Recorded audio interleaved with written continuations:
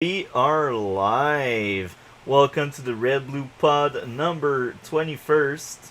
Hell yeah. Welcome, co host. You can present yourself. Yep, Cole, as always, hopefully my PC doesn't commit suicide while we're doing this, and hopefully multi-topics doesn't either.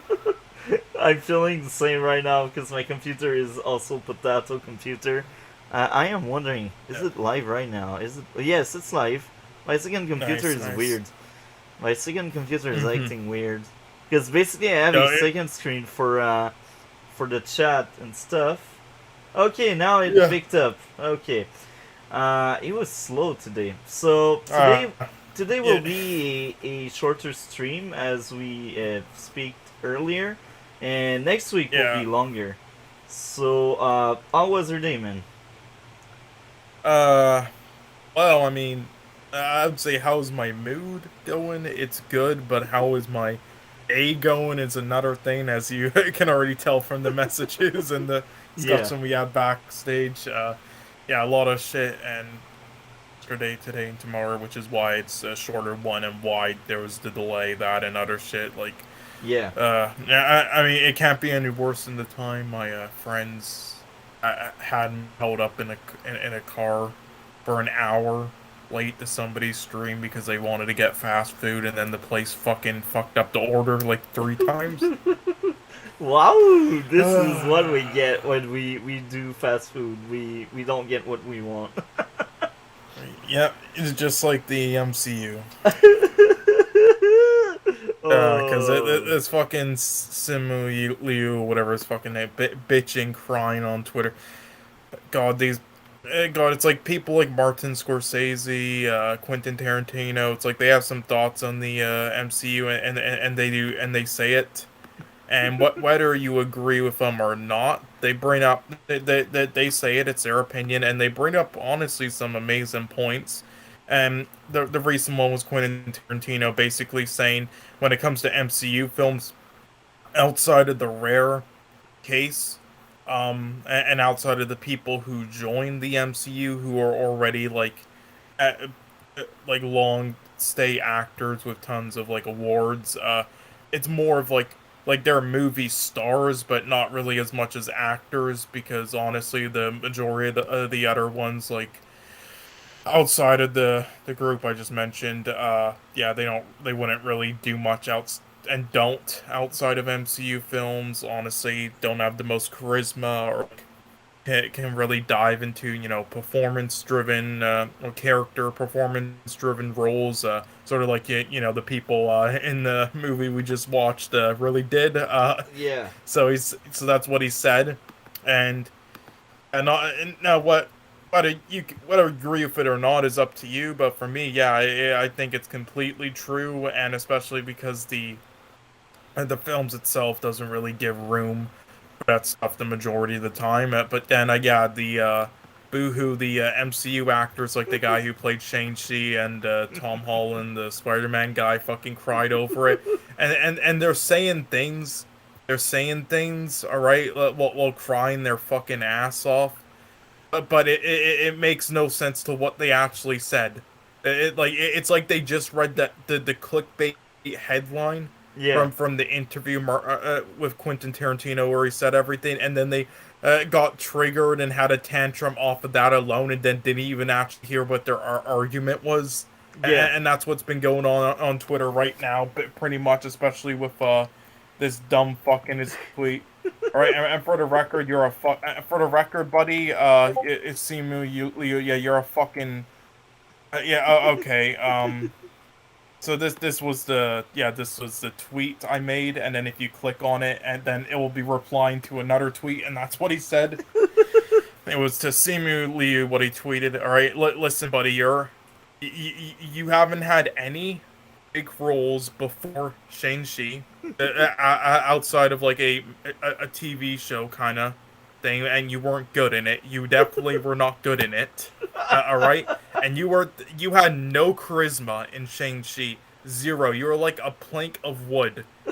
All right, and that shows because now all the other roles you're getting in films, after just starting out, you're supporting character. You're not even the lead. All right, and you're never gonna have a performance like somebody like Stephen Young would, because he actually has charisma and talent, unlike you. That's why you signed up for the MCU, and that's why they cast you, buddy. All right, so have fun with that and stop crying. Speaking about MCU, did you watch Wakanda Forever? Just to say Wakanda. Yeah, that's what I heard around. Uh, yes, it's a mediocre slop. Okay, so And it's the most emotionally manipulative film I've ever seen in my entire life. I hate it.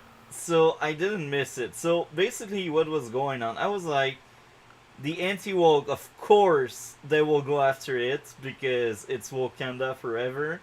And then you have all the chill that are like, yeah, it's amazing, it's a great movie, it's the best in the MCU, it's emotional, it's a great movie. So I'm like, there's something in between for sure. There's no way it's the garbage the anti-woke crowd speak about, and there's no way it's the greatest around. Because if it was really that good, it would perform well. And even the anti-woke, as much as they want to burn it to the ground, they still admit the movie makes some money. It's not like the highest grossed movie. It's not like the biggest money maker, but it underperforms basically. It doesn't do as much as what Marvel wanted the movie to do, which is normal because it looks. I say it looks because I have not seen it. It looks like just another average MCU movie. So after you telling And it it's is. mediocre, that sealed the deal for me. I will not And watch trust it, me, and I have a good letterbox review that's coming yeah. soon on it. I'll link it to you when it's done. But yeah, at the moment though, I have other stuff like lined up that I need to do. Like yeah, So so it might take a little bit, but I'll definitely send it to you. Like it's that will sum up my thoughts on it. Like it isn't a bad film, but it is not a very good film either. It is at best uh passable. yeah, I would say to in my opinion, but even if you really enjoyed it, you know, what, cool. But it is definitely not some fucking excellent or amazing like work of art, just like yeah, the first one wasn't. So are all these people hyping it up? yeah, And just because you know they pay out the tribute for like fucking 2 hours for Chadwick and everything, which is holy fuck was just oh it was so gross yeah. everything that Jesus all you who bought into that go fuck yourselves. But anyway, listen, yeah, it is not that type of film, all right. And if this gets nominated for Best Picture, like the first did, I'm gonna Yeah. fucking jump out a window because this is So I will say this: I trust you on that, and because I was on the fence about it from the get-go, I was like, I will wait and see if Cole had the time to see it, yeah. and Yeah, depending on what he I didn't see it says, in theaters. Luckily, I get yeah, screenings from friends online over the internet. So they play it over Discord. You know, people who yeah, do get like physical screenings and then play it at their home theater and stuff. You know, yeah, in their garage and stuff. I sometimes go there. So I watched it that way. I was not going to watch it in theaters though day one yeah, because I'm not supporting the box office with the choice they made of not recasting T'Challa and all that yeah, gross shit. I mean, Chillmonger made a billion videos on it. I recommend checking all them out and all of his tweets and everything. They're great on this decision. It is a disgusting decision what they did, and what they did at the end in the post-credit scene was just like what the fuck. But I would have recommend eventually watching it digitally though, so you can roast it. Again, it isn't a bad film. It isn't a bad film. It isn't a good film either, but it isn't bad. It's in between like the mediocre to uh solid range. Solid doesn't equal good for me. It just equals yeah, like a more average, but a bit above, a little bit above average, but still not good. So it's in that range. yeah. But by roast I mean because the bad stuff that's in it, or the stuff that makes you go what the fuck, why did they do that, is so that it deserves like a roasting. Yeah.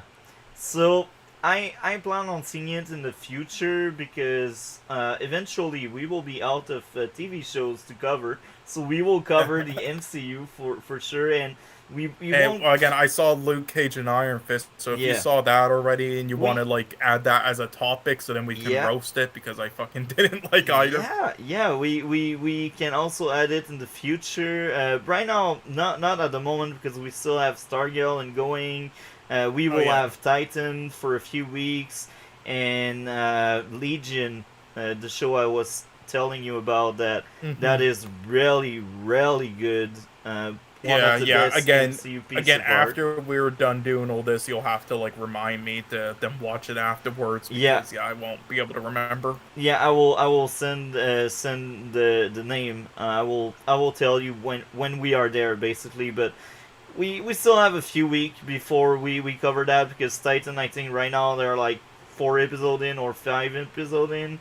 So Yeah, next week yeah, next week we cover the first 3 seasons. If you had time to watch them, I will rewatch them for sure because they are really far away in my memory, and I wanted to make videos about the show anyway, so that's the perfect timing.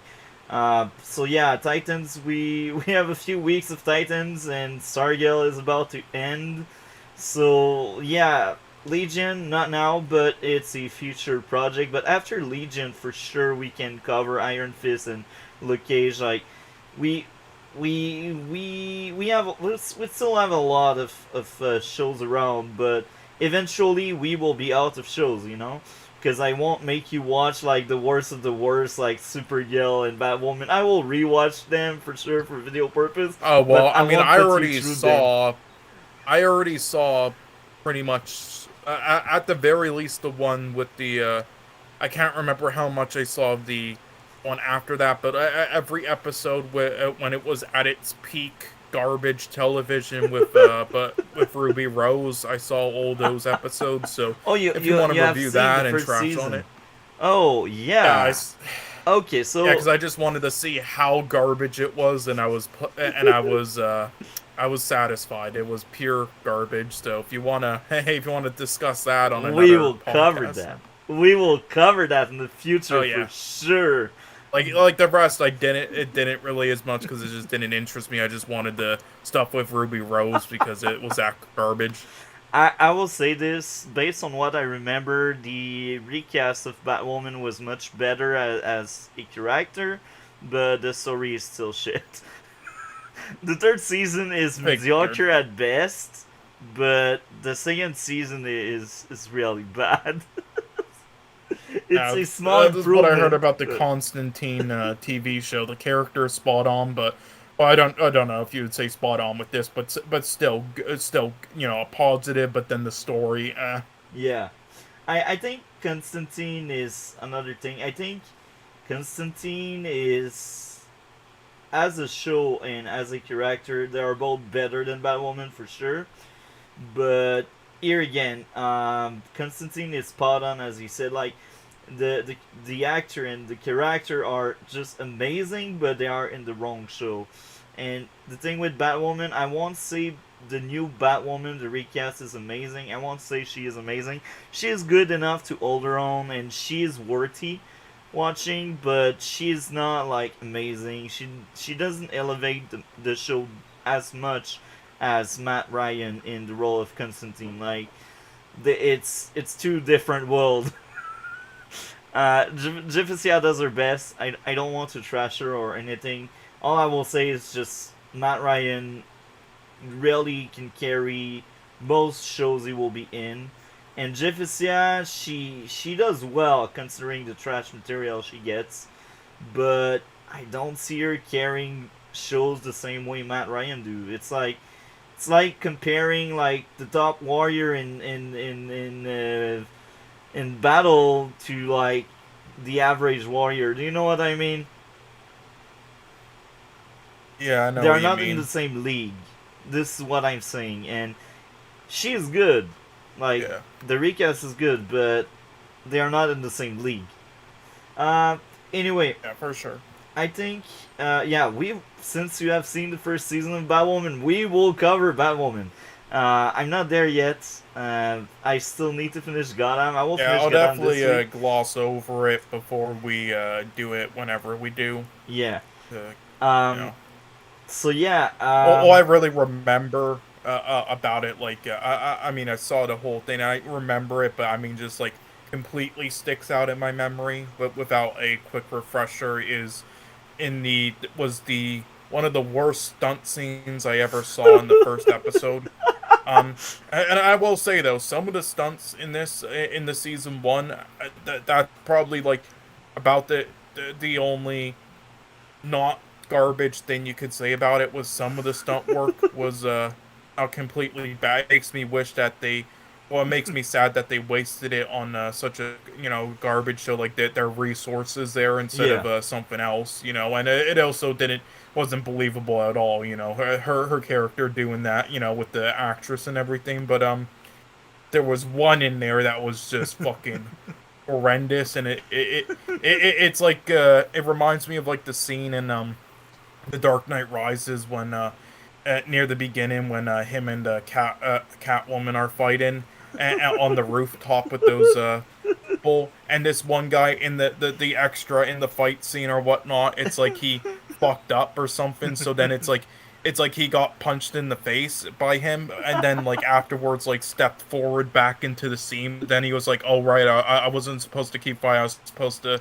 fall down and just lay there like it like knocked out." So then he just like throws himself like the wind hit him and pretending he punched him when nobody did, and then just fell down. It was the funniest shit ever. It was like the fucking Power Rangers movie level. Oh my god. And there's so much of that shit in there. I don't understand why people overrate the Nolan trilogy. Ugh. Like first two are great films, despite some of their issues, but they're not amazing in my opinion. And also, Yeah. that third one was just not good, and it's just Yeah, I agree on that. So I think for now we should maybe move to Requiem of a Dream and maybe go back to some news by the end of the stream. So yeah, Requiem of a Dream 2000. yeah. So What were your yeah, so thoughts on that movie? yeah, so I recommended this because I was originally supposed to just recommend The Wrestler and Black Swan because okay, so I yeah, I really am a big fan of this director, and I'm a big fan of his films, and yeah, he has The Whale coming out, which we'll watch in theaters or digitally, if you doesn't get it, but it releases in theaters in December, and I thought, for the movie recommendations, why not we watch through the films, and at first I was just gonna recommend The Wrestler and Black Swan because they're very similar films that he's doing with the whale where there are character studies with one actor and yeah he just like directs them to like Oscar winning performances which hoping he did with Brendan Fraser and the whale here but then I remembered, oh right, he did Requiem for a Dream, which a lot of people it's in the top 50 on IMDb and Letterboxd. A lot of people consider like one of the best films ever made, a masterpiece. So I was like, I'll throw that in there because that's his like his best received. It's been a while since I saw it though, so I was excited to like rewatch it. But now that I did, again, I don't know what you think of it. I don't know if it's your cup of tea, but yeah, I really loved it and the craziness of it and yeah the but, like first off I forgot if this was kind of like this might have been like Jared Leto's and a lot of the actors like starts like looking at their filmography. I think this might have been like his and Watkins or whatever his name is, and the female actresses star. I know the older actress in it, the lead actress who she's been in a lot of stuff before it. She got an Oscar nominee for this film, I believe. So yeah, Yeah. but all the others, yeah, I believe it was their star.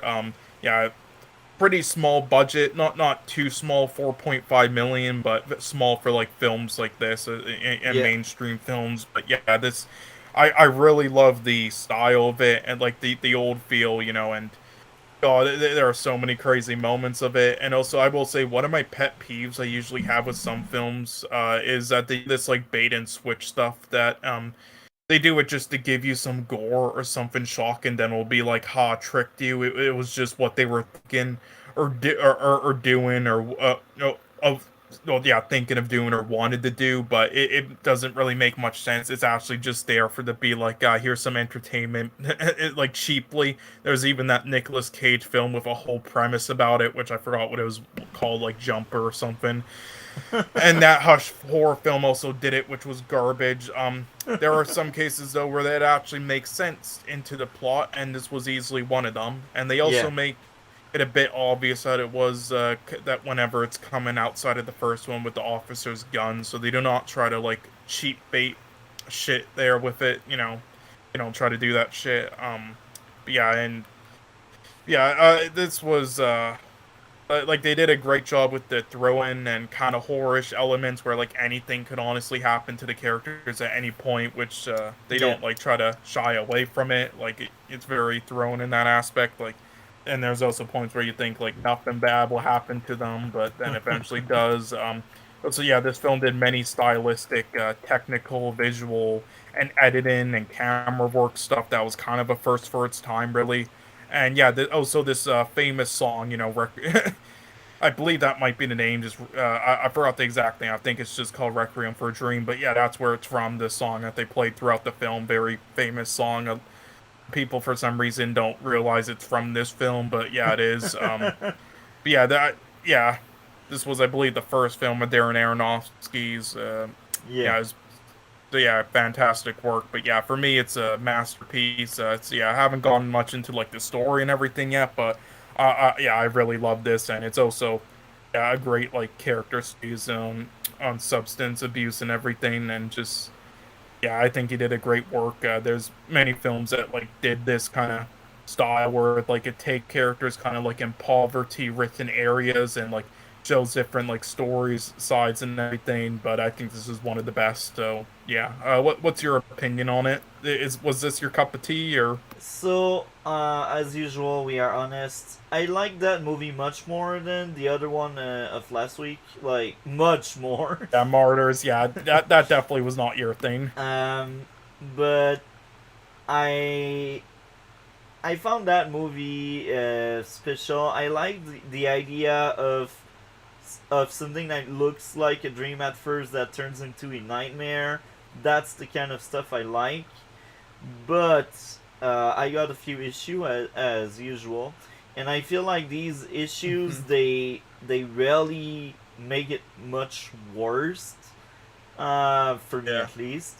Yeah, Now, I will say though, this was I can't remember if it's everything, but this was like one of the, if not the first film that did a lot of like the dreamlike scenarios and yeah. like edit in stuff to just to let you know. But yeah, So, my first really big issue happened when someone has that huge plot armor in the car.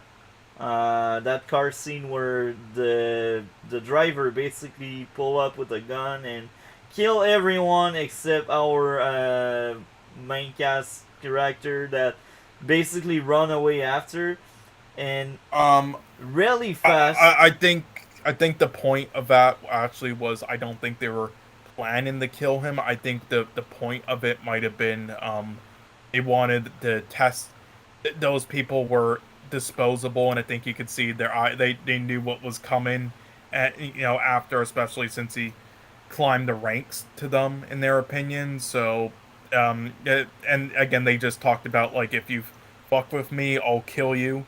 So so yeah, they did that. So then and then like let him loose and got put into custody to see if he would snitch on them. I think that was what it was.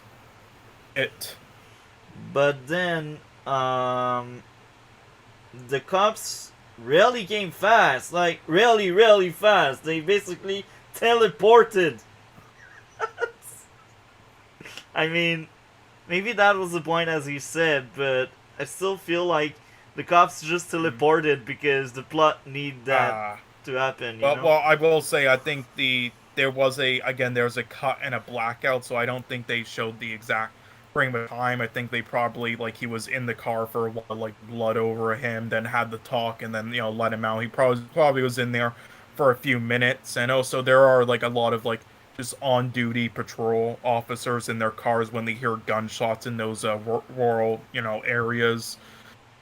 So no, I personally can believe it, but the only thing that's could be a little unbelievable is maybe like knowing exactly where the location was right away when he was like running. But I mean, That's I could believe it for those reasons. So for the most part, so I was cool with it.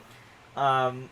So yeah, then he goes to jail, but I guess then the other main character pays the jail to basically release him. But isn't he like some kind of big witness in the murder case? Because there was a gunfire. I mean, I feel like these many plots are like rushed through for character to be released again and f around again outside of jail, you know. And I'm like, yeah, I'm not sure about that. And now my other issue came in later on in the movie, and now it's more like related to my past as a security agent. I won't go into um, any detailed stories because I cannot really, but Hmm. um, Yeah. Well, I will say just the questioning thing. I mean, I do think the again, I don't think that was the best like place in society where they were at. So I yeah, think that's like in their situation. So, and again, we saw there were dirty cops there and everything. So I'm just yeah. saying you could chalk it up to that. But there were, I think, you know, again, it's been a while since I saw it, and this was a rewatch. So So now I think there were other reasons, but I don't know. But yeah, continue. Sorry. my issue with my past is when the girlfriend basically accepts a drink at someone she doesn't know, like basically a stranger, because she never really met him or on screen at least. And now uh like especially in like university and like young girls, like they are told never get drinks from people you don't know for good reason, because I've heard a lot of stories like one drink and passed out, blackout, and she woke up basically assaulted, to not go into you know what I mean, right?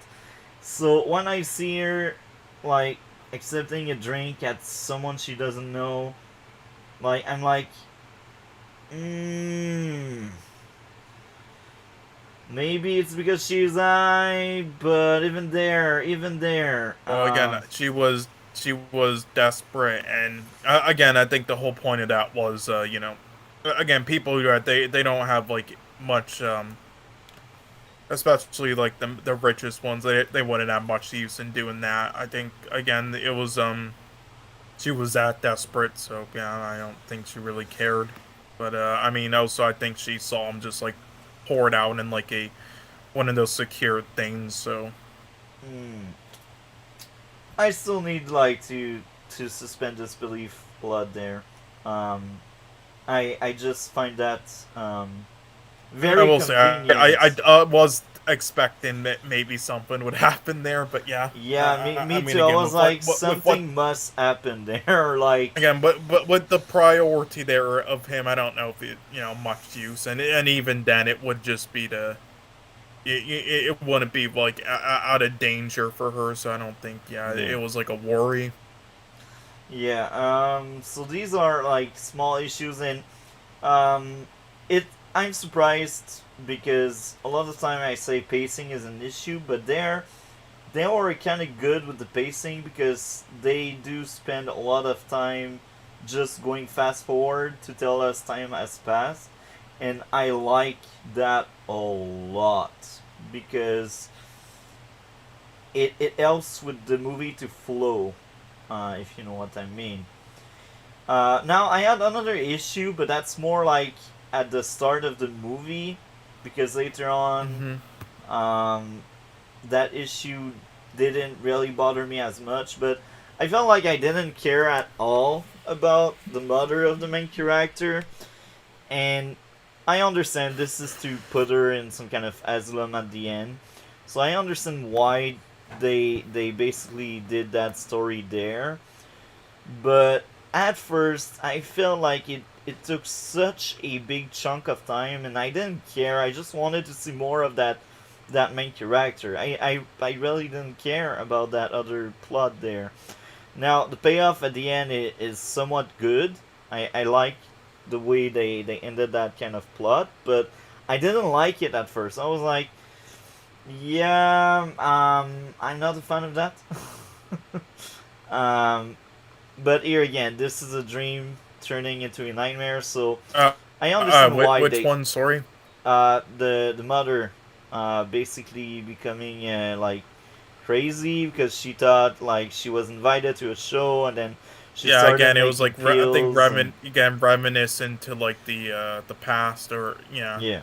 dreams. So Um, at first I didn't like it. I liked the payoff at the end, but I think the way it was executed overall, I'm not the biggest fan of that whole storyline. well, me, I really liked it because again, it started out simple, so you hadn't like the whole film did, so you had no clue like the madness it would like dissolve into, So I think it's really reminiscent like message and metaphor like again because I'm sure you've like experienced again there are a lot of people down low. I mean, humans at one point of their time, it's like it's like again they keep dreaming about stuff they want or the lives they want to live, Yeah, but that and just sit there and do that and go insane and like do stuff yeah, and think stuff is like happening. It's like it's insane. yeah. So these are like my big issues with the movie. Now Yeah, I did I will say though, I would agree that the first character, the first story with the old lady, his mother, wouldn't be interesting to me. But yeah, I thought the performance by her was amazing. So because of that, it was interesting for me personally. yeah. I did think the actress was doing a good job. I just Yeah. didn't care that much about that subplot because I just wanted to see more of that main character.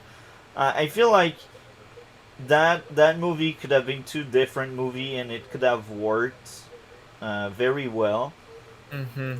And I think here in this movie, um, they were able to Mm-hmm. make it work, even if they don't really connect well both storyline. It did work much better than the other movie. Let's say the other movie because the other movie, the first 40 minutes felt like one full movie, and then the back half felt like another movie. But here, even if I didn't like that subplot, I didn't feel the same because I feel like if you take out, let's say, the first 40 minutes, you miss a lot of context and why uh, the main character does what he does, you know? So, in this movie, even if I feel like we could have gotten two different movie, it didn't bother me that much because it worked well in this specific case here. So, Sorry. What didn't work in which specific case? it didn't work with Martyr, like the first 40 minutes and then the back half, like for me, it didn't work. But here, in this movie, we Requiem, like, if you take out the first Oh, you 40 meant minutes, martyrs. My bad. Sorry. yeah, yeah, if we take out the first 40 minutes, we don't have the context for why the main character does what he Mm-hmm. does. So that's why I feel like it works well for Requiem to have like two kind of movie in one Yeah. because it gives more motive to the main character because you're like, oh, he's doing that for his mother, you know, so to make her proud Also, and I stuff. will say, I will say another thing. Just before, because there is a thing that people think is like a huge flaw with this film. No, and that's that. Yeah, when his arm got injured and he went to the hospital, like, again, like they're in real life. They're never yeah, the doctors and they know it and they like majority of the time don't are never supposed to like just send them to jail even if they done something illegal. They're supposed to get they're supposed to automatically go straight to the hospital just with cops surrounding the area to make sure they don't try anything. Yeah, But here's the thing. But again, though, and this is the same with like other things that might be considered flaws or like unrealistic that happens to the characters or the characters do in the film. This is It also breaks it's confidentiality. supposed to be. No, but here's the thing: there is a reason for it, though, and with all of it, and like some unrealistic stuff that might happen. Because again, this is like supposed to be they're supposed to be living in like one of the weaker areas, and yeah, so it's supposed to be sort of like the basis of the movie of like their struggles and like how unfair parts of society is kind of, but and that was unethical. That was one of the big things in it because when they stop at the hospital for help, again they are both addicts, and he is with a black man, and Yeah, they're in the South. During that time, when there was still heavy racism and still is to an extent, especially in that area. yeah, So, and here's the thing: down south hospitals, yeah, they definitely don't like outsiders, especially not drug addicts and black people. yeah. So the doctor definitely, and the doctor knew what the wound was from, and he just didn't want to deal with him, so he called the cops and let quote unquote justice take care of it. And that's sadly something that happens in real life. It does happen. So yeah, and this is the same thing with like a lot of things you might chalk up as like a plot convenience or like unrealistic. Like in this film, there are some cases that happens, especially in this area, and I think that's like the synopsis of the story, at least what I got out of it. So Yeah. So I liked the music. The use of the music was great, and I also liked the very small time skip throughout the movie where you just see fast forward moment. I liked that a lot. The characters are really likable. The main character daydreaming and uh, the mother on LT diet on pills was very interesting. As you said, it was a drug addict storyline where they say we will just do that for now until it gets better, but it never really gets better. It only gets worse. So it's a I think we had some scene in the movie that were really heartfelt between the mother and the son. Um, and the whole idea of a dream turning into a nightmare was very interesting, as I said, because at first they frame it as what they live is some kind of dream, because at first, uh, really fast we realize it's not the fact, but at first we think the mother will really go on TV, but very fast we realize not really. She was making this one up to feel better about herself. Um, and she thought if she would be slimmer, she would be better, but that wasn't the case. She was getting sick of that, and I liked the way they tackled pretty much everything. I think it's a well done movie. Despite my few complaints and not being my favorite movie out there, I do value this movie a lot because I think they did lots of things well. Um, I think the most interesting aspect of that movie for me is really all these scenes where they went fast forward. You see, like if more movie were doing that, less movie would get pacing issues. Because they were able to convey proper timelines in the movie, if you can call it that way. So yeah, definitely. yeah, I quite enjoyed it a lot. It's not my favorite movie, but I enjoyed it a lot. What would be your grade for the movie? For me, I would say, I'll give it a 9.6. Nice. So I would give it 8. I don't see myself rewatching it, but I enjoyed the trip, and it's a well done movie.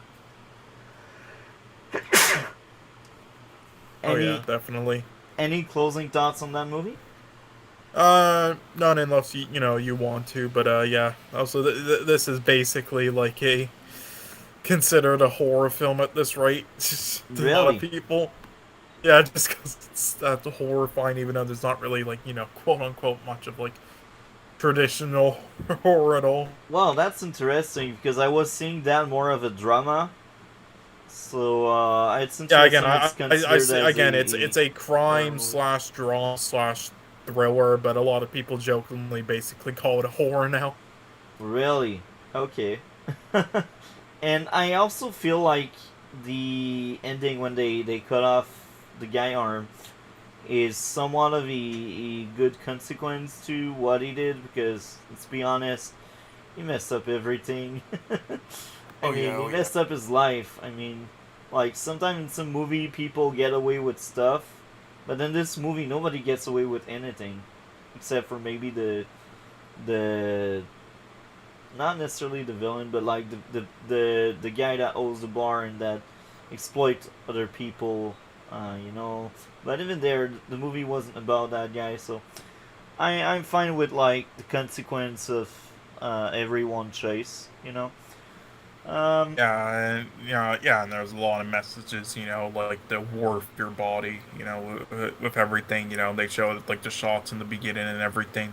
Like that's another. Again, there are many messages to the film. That's another, like that was her, that the old lady's whole old storyline, and then they showed like the shots at the beginning and everything, like throughout the film and stuff, and then it's like they dissolve into that, like the guy's arm getting chopped off, and then yeah, and then her basically becoming a prostitute and everything. It's like it's a lot of messages to it. But yeah, I definitely think this is probably again it's debatable. Like his best film. It's basically between the three that I recommended to you, and then the others are not as loved. And I also didn't think you like them personally. Like I don't think you're gonna like Mother or The Fountain or Pie, so I didn't recommend them. But yeah, we'll be watching those three. But yeah, but this is considered like the best to most people. That or Black Swan. So yeah. So that was a very interesting trip. I enjoyed it. So now if you want to, we can move on to the more hopeful topic, Stargirl. Episode yes, 11. Stargirl. What Yes. did you think of the episode 11? Sorry, my neighbors are arguing, but yeah, but yeah, no, I really enjoyed it. Again, there were some. I feel like there were, to be honest, a little bit of pacing issues at some points during the episode. Yeah, other than that, I really enjoyed it though. What did you think? Man, this episode was a blast. Better than episode 10, I think.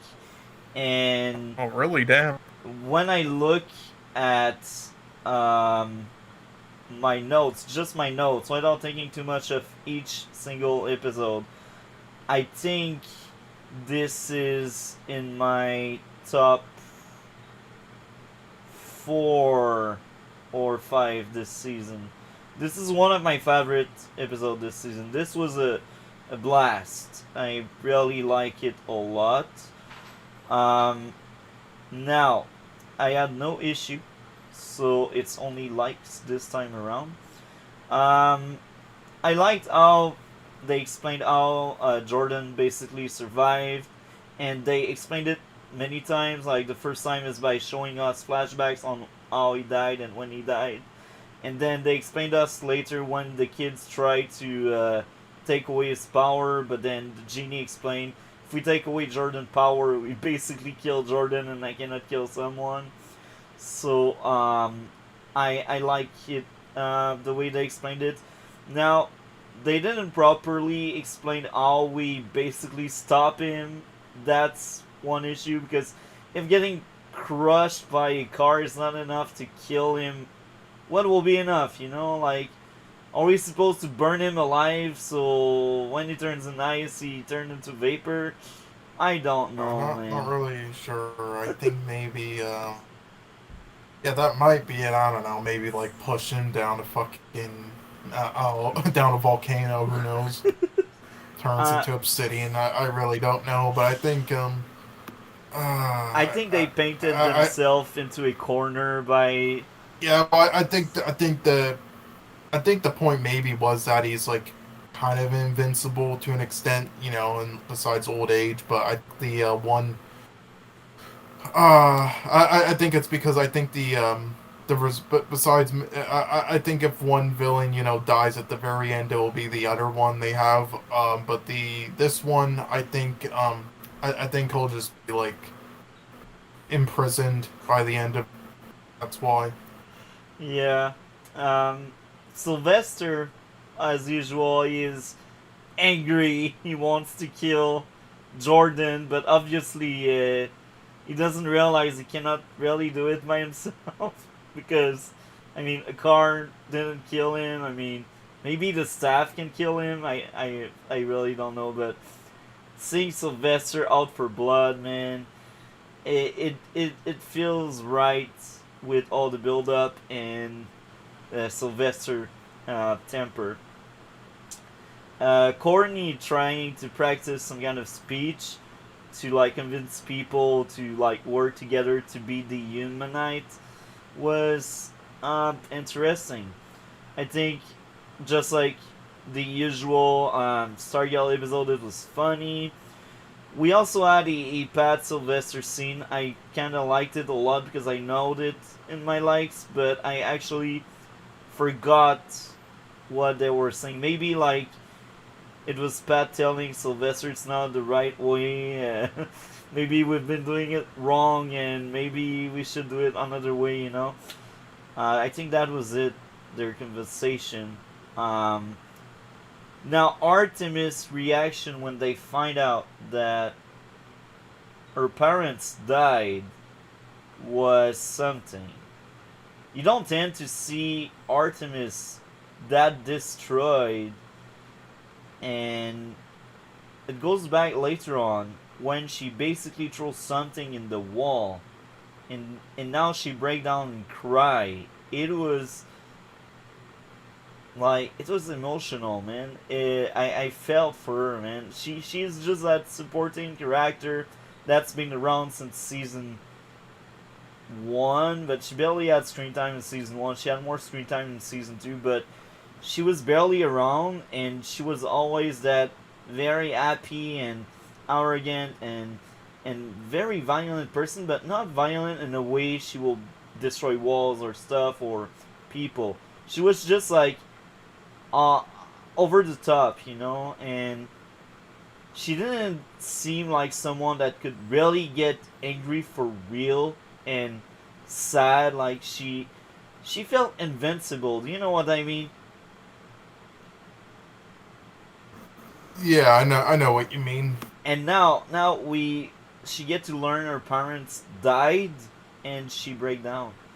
I think that was well done, and I think that was a good homage to her parents, and this is proper closure for that. You can tell she liked her parents, so the Crocs were good parents at the end, and if they were bad parents, she would not be like that. She would not care about losing them, you know, but she does care. And then Barbara just comes in and say you should not be alone with that. And it felt like Barbara. It was a true Barbara scene, and it was heartfelt. And we also had at some point Cameron's reaction to Jordan coming back. It was interesting. At first, he's like, I don't know how I should feel now that I know he's a serial killer, basically. But then we get Jordan full of lies to everyone. He's basically telling, yeah, I moved on, but that's not true because he killed the Crocs. That's not true because he works with the Humanite based on the cliffhanger. So basically, we cannot really trust him.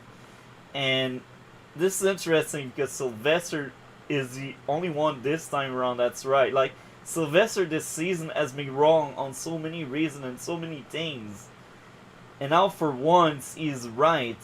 But it did scream so much about things that went wrong nobody will really believe him because he screamed too much. You know what I mean? He screamed too much at the wolf.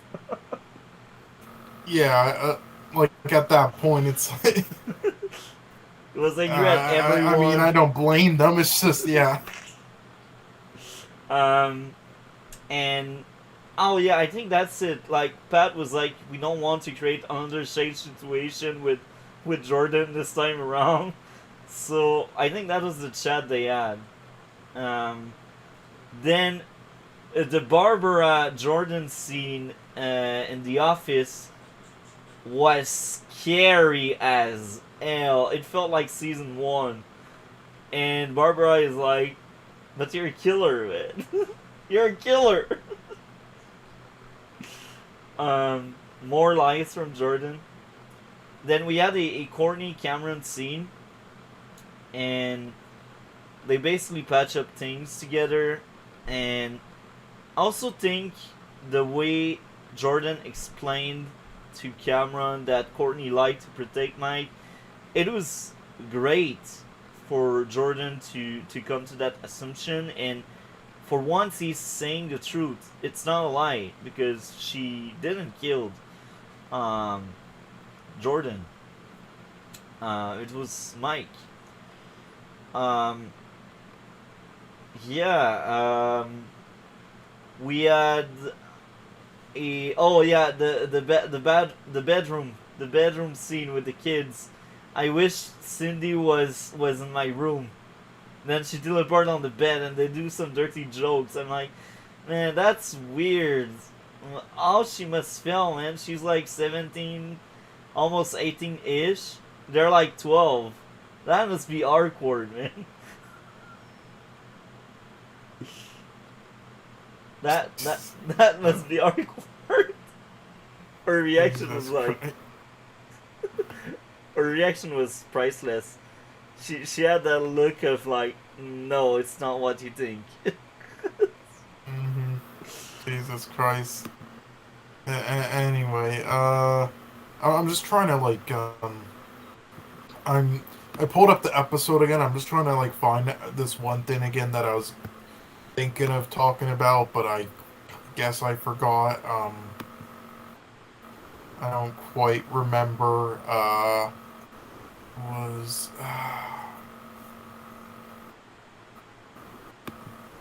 damn. But yeah, I keep talking though, and I'll try to find it.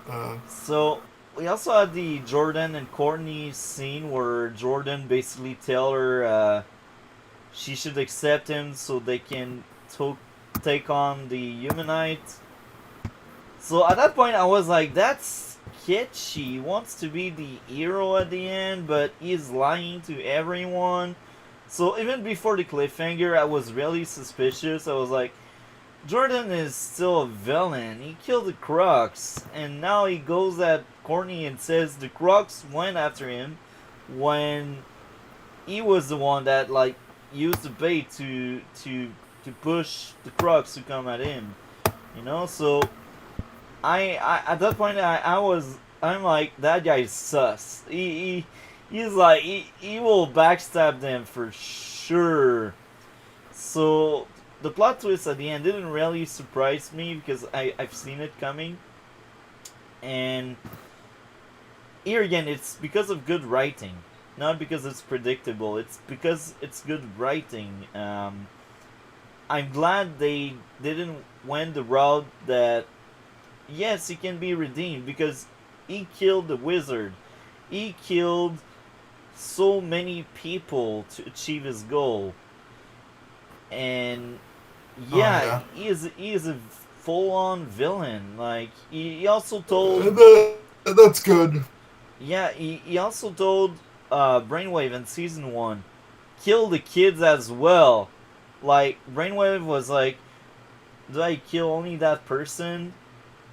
And then Ice School was like, kill them all. So not only is he is a serial killer, but he tell people to kill even more. You know, so I'm glad they didn't try to redeem him because he didn't earn it. And with 3 episodes in, we don't have enough time for Jordan to redeem himself. Like, the Croc, in my eyes, they spent one full season and a half to redeem themselves. And when I say and a half, I should not even say and a half. Like, they they spent an entire season, an entire episode with season 2, when they basically said, yeah, we broke out of prison only to see our daughter. So that was like the start of the redemption path of the Crocs.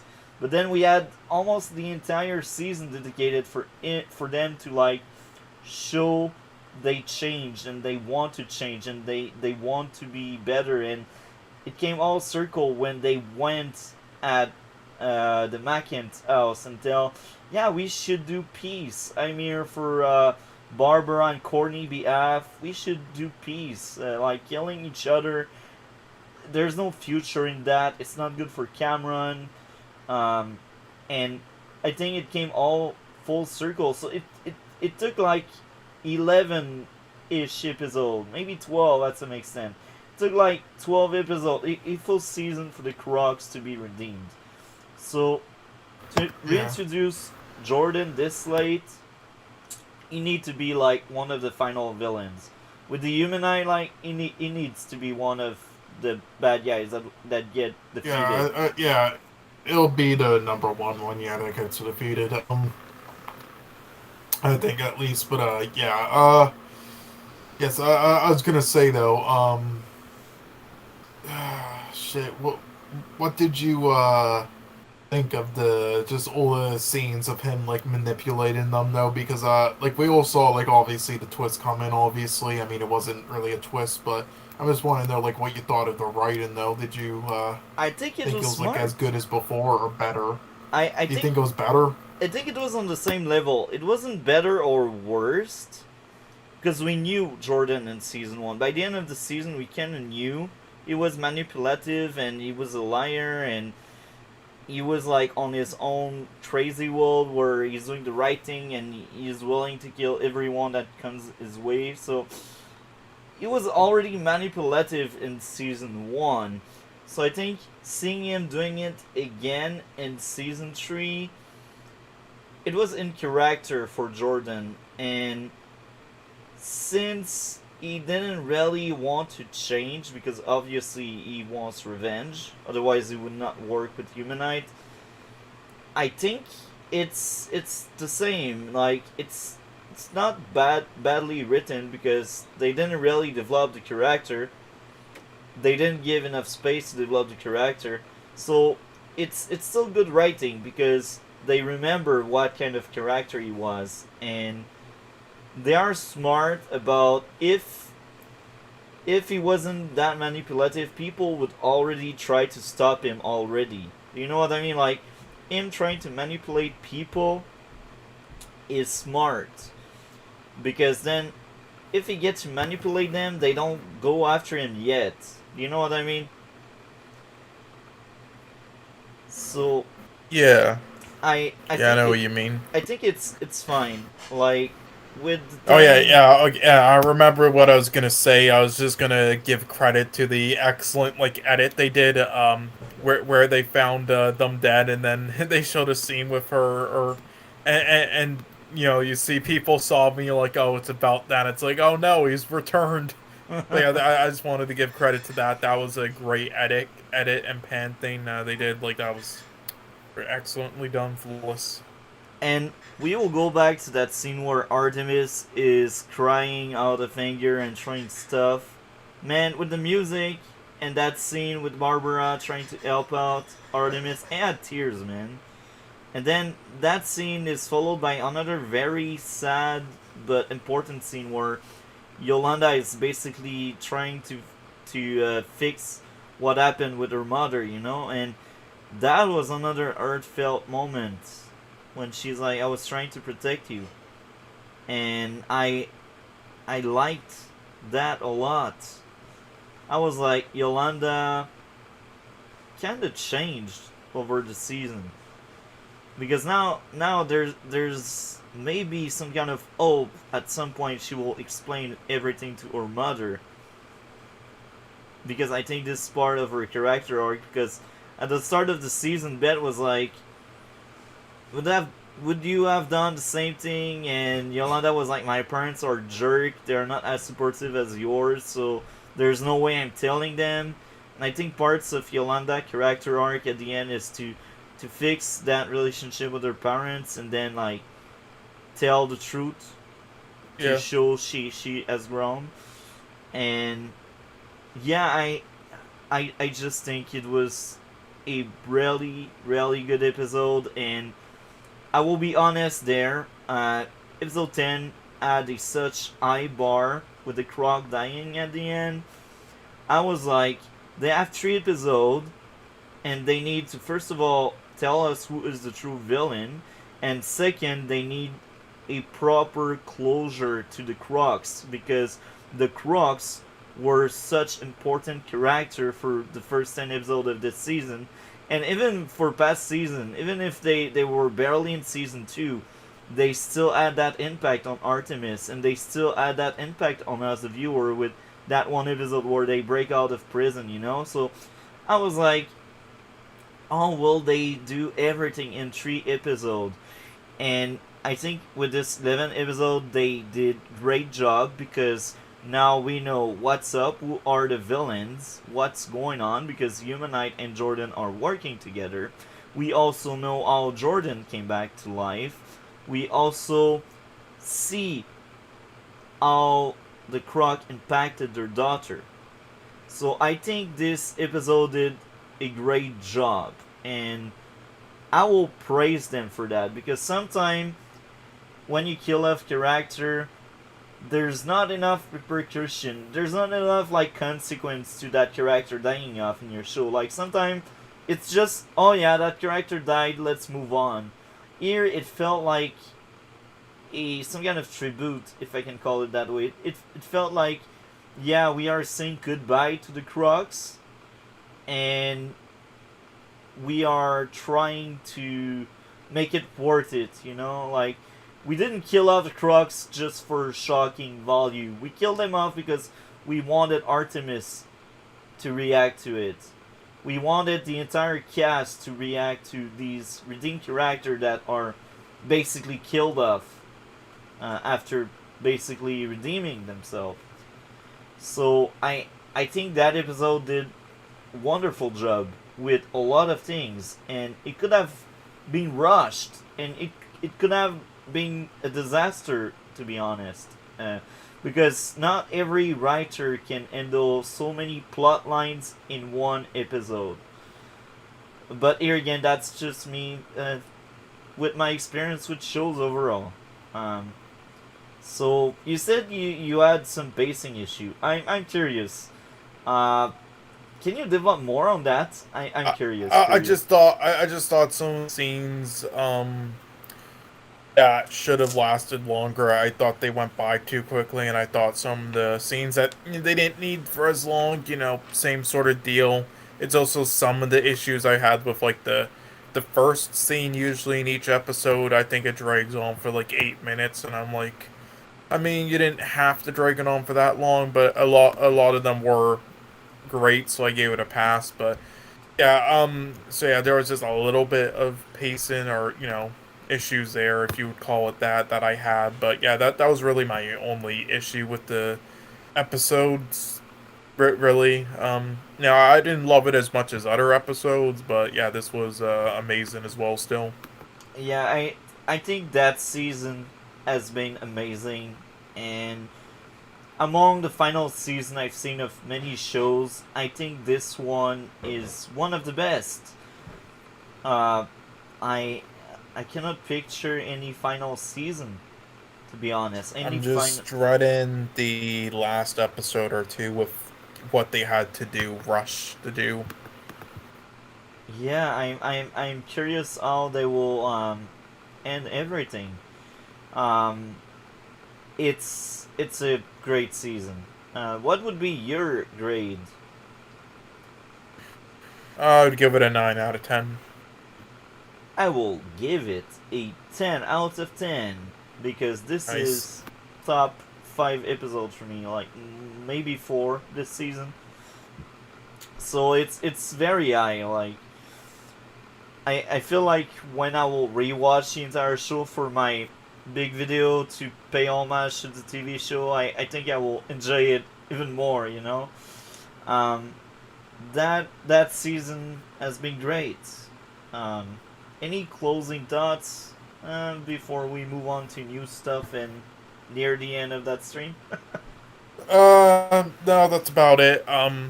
I didn't have much to say about this episode just because I thought like the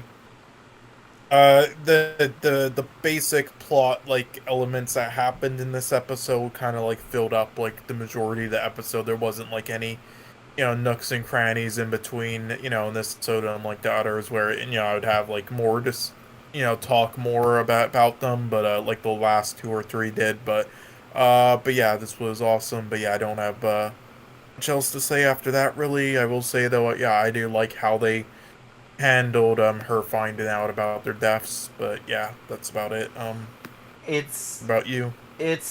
it was a great episode, and as I said, uh, they didn't just kill off the Crocs for the sake of the shocking value. They did uh, great payoff with Artemis, and I am wondering how they will use Artemis for the last two episodes. Will she be around? Will she be like the one that do the finishing blow on Icicle? I I'm curious to see if they will use Artemis again. And this is funny because the Crocs were actually more important than Artemis in the entire show. When you look back, she maybe has like 5 or 6 episodes around her, and this may be like the fifth or the sixth one. So, damn, they got like 15, 16 episodes dedicated to them. So it's kind of impressive for them to make us feel sad for a character we barely had on screen. Do you know what I mean? Like, it's normal we are sad that they died, but what makes it interesting is they are able to make us relate and feel for Artemis, even if Artemis is not that important of a character so Yeah, far. like they just introduced him, and the fact they made that type of impact. It honestly like reminds me of the short impact they did with Homelander in the first couple episodes. Like that was just like whoa. Yeah, yeah. Um, so yeah, the news. Twitter is burning. That's funny. Uh, That is hilarious. I'm sitting and watching these leftists uh, losing their echo chamber, and now they Yep. will probably create something new. But that's funny because when people complain about their boss on their own platform like they do, there's no way they're getting a job in the future. I mean, it's Yeah. it's just I I mean, to an extent though, they weren't wrong. But I mean, why would you? I'm just saying, if you're gonna do that, you better be doing it because you're wanting to get fired. If you then act surprised you get fired afterwards, I mean it's on you. But okay. And Chapeks, man, back at Disney. Chapeks Weiger, like the previous guy on Disney, that one that left like in 2020, he is back. The other one was fired. I don't know which one. Do you know what I'm talking about? Like the new CEO of Disney. Well, he's not new because he used to be there, but he is back. oh yeah, right. Oh, I will say Bob Chapek. Again, I don't think he really live action wise. I don't think he got like the full chance he could have because I believe he started like during fucking COVID. So that's not a way to run a business too well. You had to do a lot of stuff that might seem stupid, but nonetheless, I mean, whoever runs it, it's like it's Disney. They're gonna make them do stupid shit anyway. The even more higher ups. Bob Chapek though, I yeah won't be missed. Rip Bozo because done some shit I fucking hated, and I'm glad he's gone. He literally said, adults don't watch animated films. They're just for children.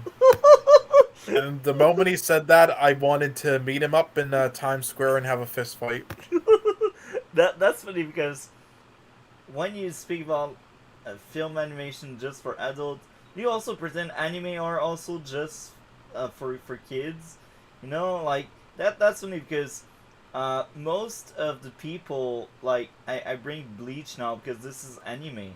And most of the Bleach review you can find online are people like 20 to 30 years old, you know? Like, this is the And no, demo. animation is for all ages, and there's many genres of it, and there's many age ranges of with the Yeah, movies and shows. It's the dumbest thing you could possibly say.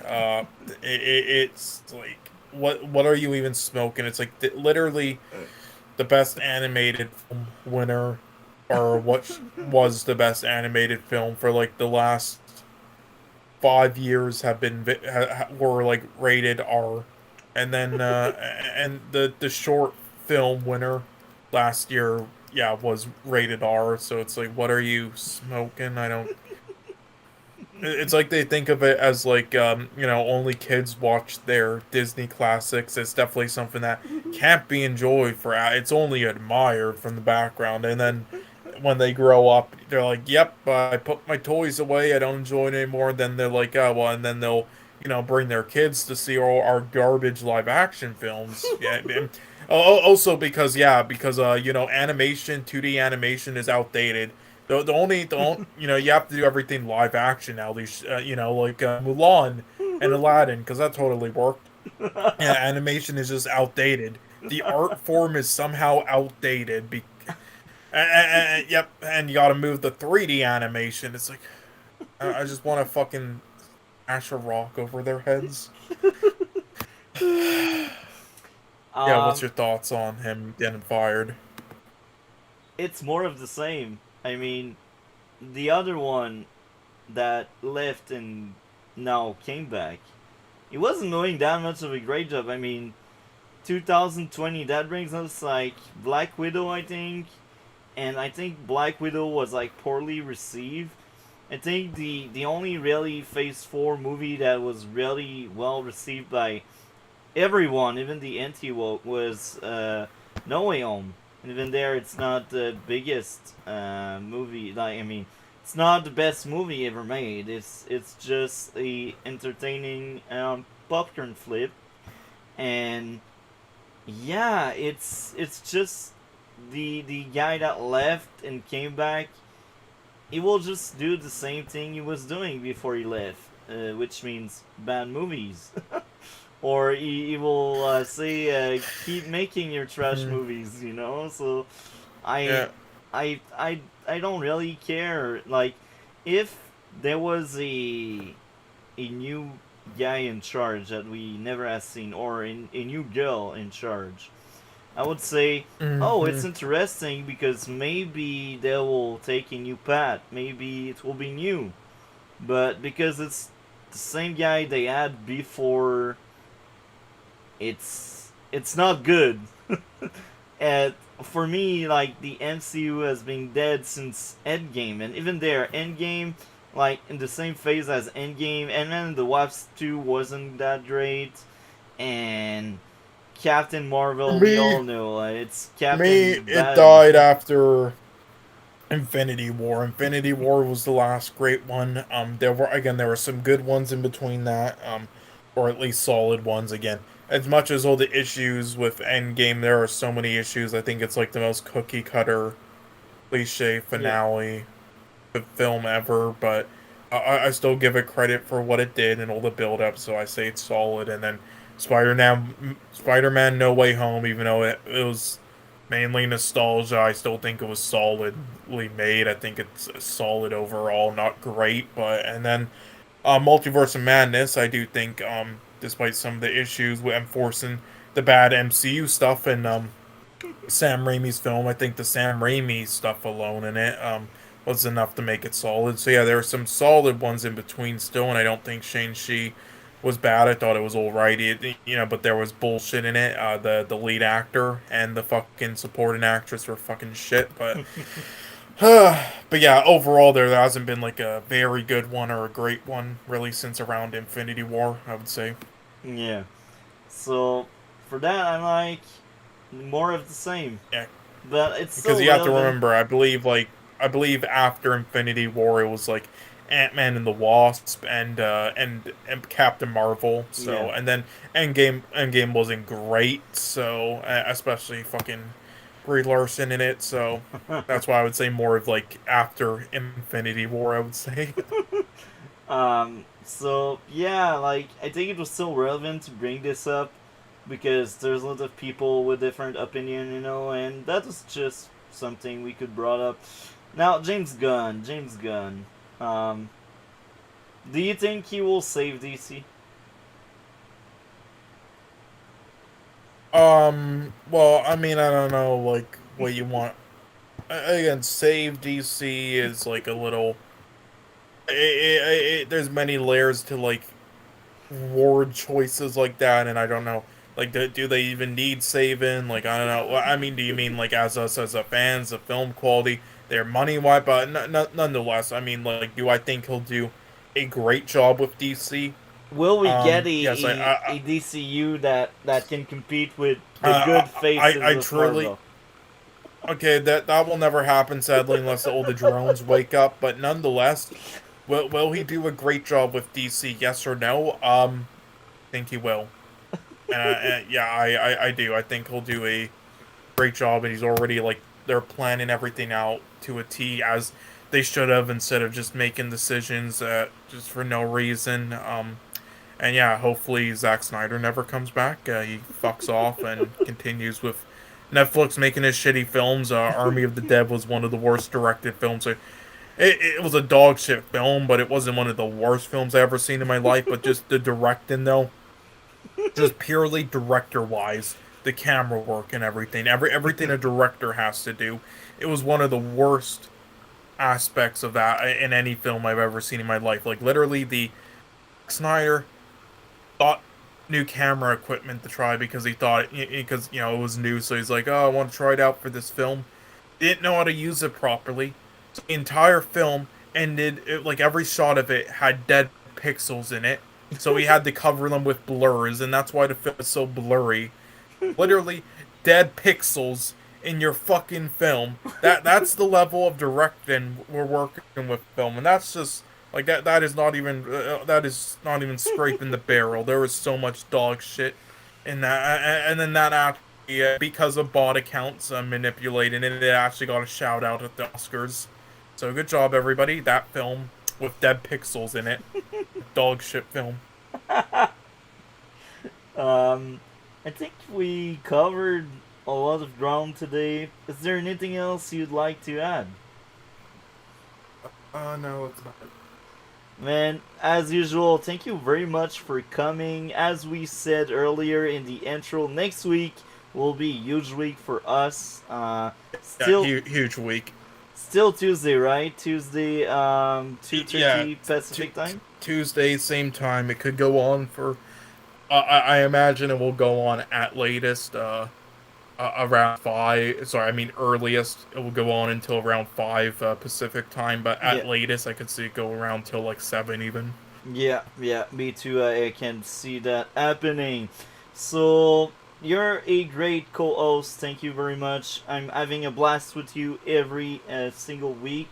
Uh, you suggest good movies. I like that. I'm not that Yeah. curious to watch, like to go take a look around and find movies, but your recommendation are good.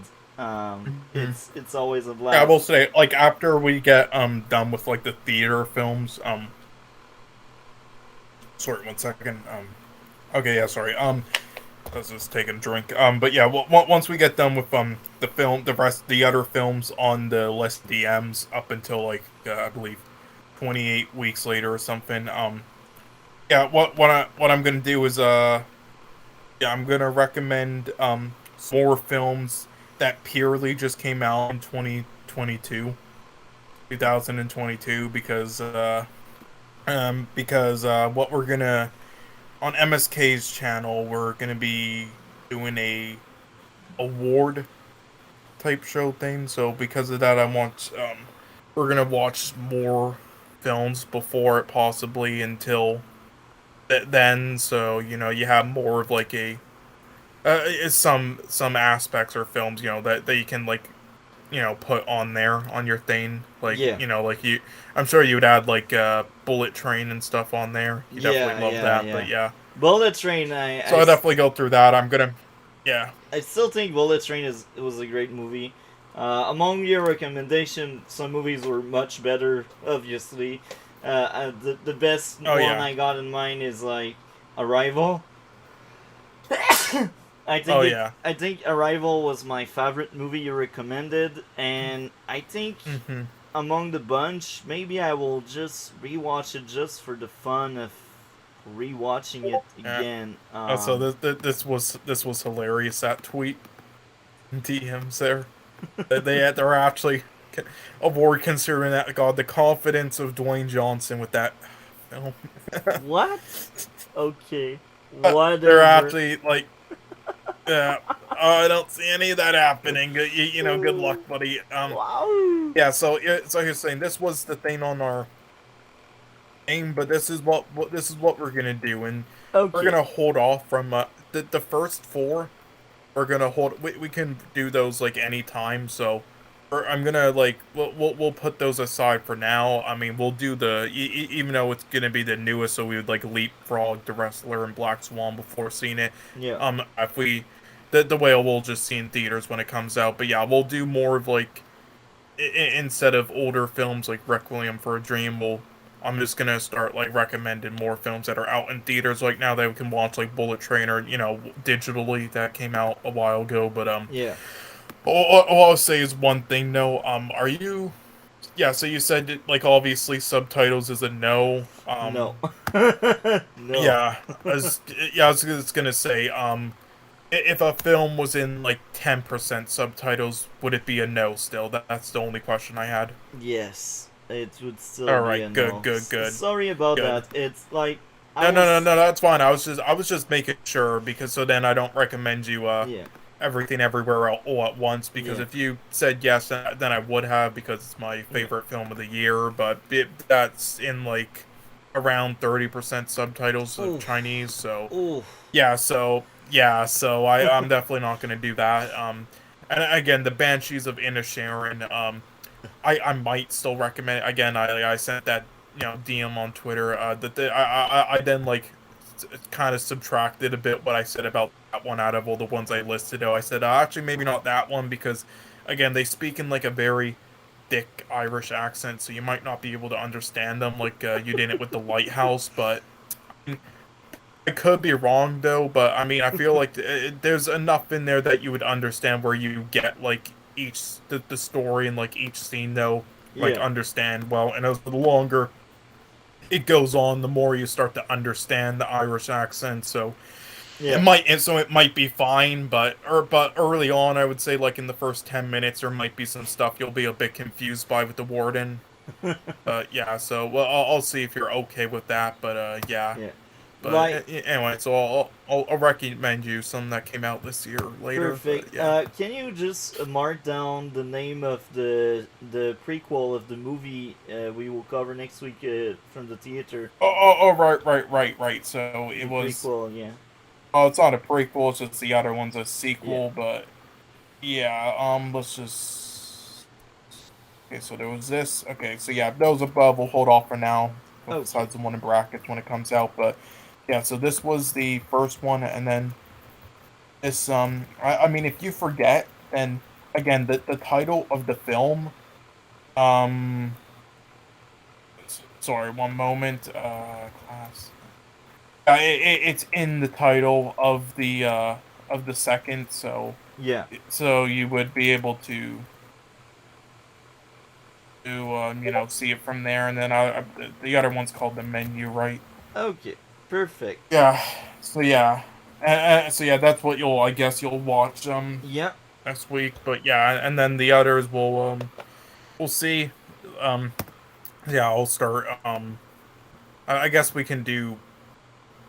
Uh, yeah. I guess we'll do two at a time or something. I will say, let me know every other film that's at your theater for Yeah, like next week or this week. I, You know, I, just I so I will let know. you know Friday because I go Friday. Yeah, I got it. Okay, so here again, thank you very much. That was amazing. I hope all of you enjoyed. Do all the YouTube stuff if you did not subscribe. A Cole channel in the description below. What do you have going on right now on your channel, Cole? Well, right now nothing. I just every once in a blue moon I upload like a meme on there on my YouTube channel. But I am starting to hopefully do stuff, and but I might just test the waters out with whatever you want to call it. I hate saying that word because for some reason it sounds weird with my accent. Anyway, test the liquids out. I'll say with the because I hate saying the other word.